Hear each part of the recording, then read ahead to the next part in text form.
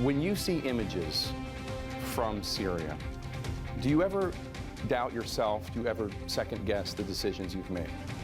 There are going to be some bad things that happen around the world, and we have to be judicious in thinking about, is this a situation in which inserting large numbers of U.S. troops will get us a better outcome, knowing the incredible sacrifices that will be involved? That was, at the time, President Barack Obama telling me last year why he did not choose to retaliate against Assad during his administration. But President Trump received support for his actions this week from top Democrats, including Hillary Clinton and Chuck Schumer and many others. Much to discuss with this distinguished group we have with us today. Former Republican presidential candidate Rick Santorum from the great Commonwealth of Pennsylvania. Jen Psaki, former White House Communications Director for President Obama. Bali Nasser, Dean of the Johns Hopkins School of Advanced International Studies. And Congressman Mike Rogers, former Republican chairman of the House Intelligence Committee. Senator Santorum, is there any part of you that is worried at all that we are headed for any sort of a quagmire in Syria? I think if you listen to Nikki Haley today, if you listen to the president, what President Obama just said is not the only alternative, which is a massive force of people going into Syria. I think what Donald Trump has indicated is they're going to do a proportional response. They're going to make sure that we know that America is engaged. But that doesn't mean, as Ed Markey was trying to say, that, regime change, we're going to have lots of troops. I don't think the president is interested in that at all. I think he's interested in making sure that America has influence and it's going to use our power appropriately. There were, as you noted on my show Friday, there are a lot of Obama administration officials who are happy about what President Trump did and had wished President Obama had done it in 2013. Why did he seem to see a more pinprick strike, for want of a better term, as not so much of an option, that it was either all in or nothing? Why was there no middle ground so much? Well, and that reaction is pretty consistent with the reaction to military action in the short term throughout history by Democrats and Republicans, regardless of who's president.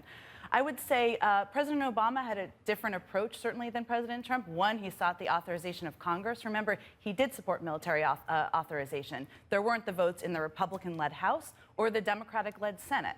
But the second is, he was a very deliberative president. He's somebody who spent time asking questions about the costs, the consequences, whether it would achieve the outcome. We're spending a lot of time now guessing what the strategy is here, what is next, what the diplomatic plan is. We heard different things from the Secretary of State and from the ambassador to the UN in the same day. So that tells us, I think, that there isn't actually a strategy, and that's not something President Obama would have accepted before moving forward. So Anne-Marie Slaughter, who was President Obama's first-term chief of policy planning at the State Department under Hillary Clinton, recently praised President Trump for the missile strike. She said to Politico, quote, "I feel like finally we have done the right thing. The years of hypocrisy just hurt us all. It undermined the U.S. It undermined the world order." There does seem to be a real embrace of this move by President Trump by the quote-unquote foreign policy establishment. Well, I think what President Trump did was to uphold international norms about chemical weapon conventions. I think across the world, everybody supports that idea. I think enforcing American red line beyond Syria is welcome news to countries in Asia, across the world. When President Obama did not enforce his red line, I remember I was in Asia, and Asian leaders were very worried of what kind of signal would that send to China and North Korea. So that part is welcome, that the United States actually is serious about the red line. And despite the America First rhetoric, that President Trump has decided that he's going to hold up international norms. The problem is that it doesn't actually amount to a change of situation on the ground in Syria. So the Assad and Iran and Russia have the upper hand on the ground in cleaning out Idlib and the areas that they want. They don't actually need air power to do that. It's just the war is going to be longer. And also for the past 2 years, Putin effectively has become the international actor that holds all the cards on Syria. So everybody travels to Moscow to talk to him. I mean, the problem Secretary Kerry had is that Lavrov really didn't have to listen to him. We didn't have any leverage on the ground. Right. So the key issue is the administration willing to create actual leverage on the ground. Is it really willing to change the military calculus on the ground? Although these pinprick or even wider airstrikes will be symbolic of American Right. power. Yeah. We're going from America first to being indispensable nation again, but it may not actually have a material impact on Syria. Do you know what the strategy is? Do you have an idea of what the larger strategy is? Or is it just like do this one attack and then hope that that will force a political solution? Two things. One, this plan was actually developed about 4 or 5 years ago, including this particular air base. The option was laid on the table. Could you degrade Syrians' ability to deliver a chemical weapon?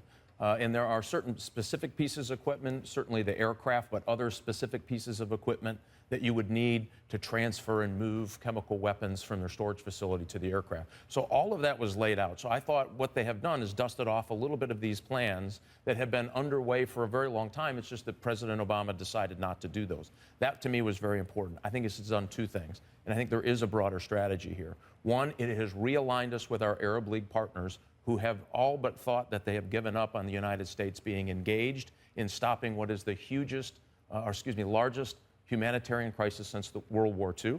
13 million folks have been displaced. About refugees. About 5 million of them displaced outside the country. Huge problems for everybody, Europe, us, all across the region.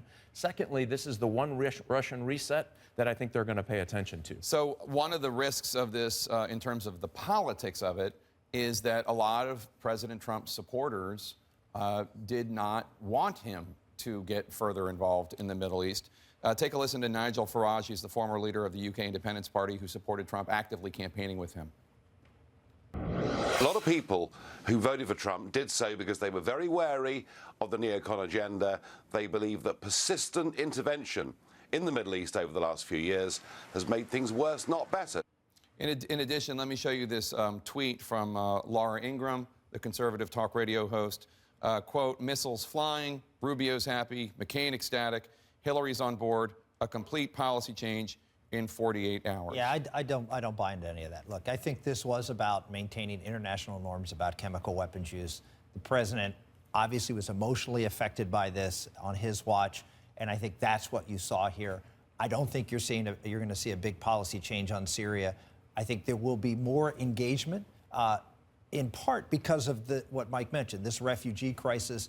All of this ties into, in Trump's mind, I'm sure, immigration, the problem with the radical Islamists either coming to Europe or coming here, and the problem that Syria creates on that. But I don't think you're going to see Donald Trump dramatically engage in Syria. I think you're going to see more engagement, but not anything near what is being concerned about on the right.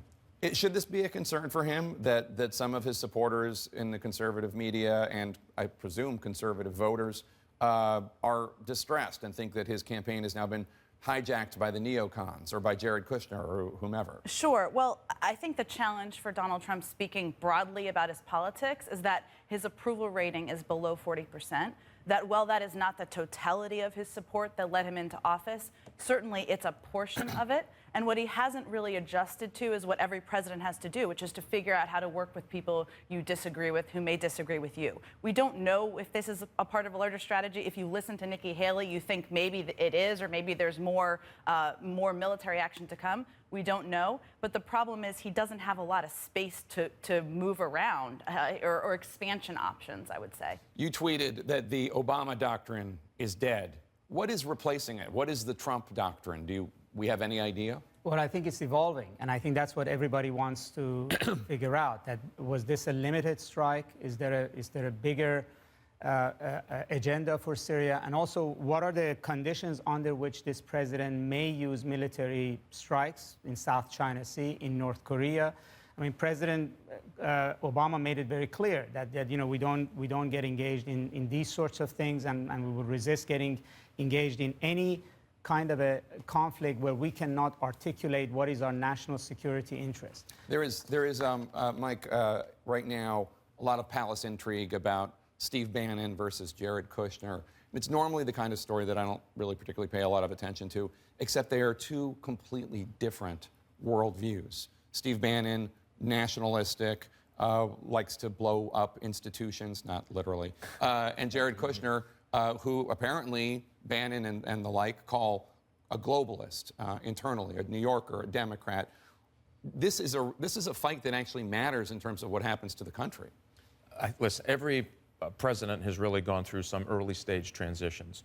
Clinton did it, Reagan did it, George W. Bush did it. Nothing works exactly the way you see it when you walk into office. So there are some power centers here. We've said this before, that they need to work out. They've got to work out these power centers.